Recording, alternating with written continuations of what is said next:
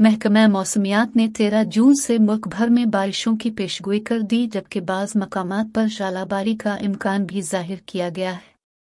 महकमा मौसमियात के मुताबिक 13 से 14 जून को इस्लामाबाद, मरी, रावलपिंडी, अटक, चकवाल और सियालकोट में गरज चमक के साथ बारिश का इम्कान है। हुक्काम महकमा मौसमियात का बताना है कि चित्राल, देर, सवात, हरीपुर, चारसद्दा, सवाबी, पेशावर और मर्दान में भी बारिश मुतवक्के है।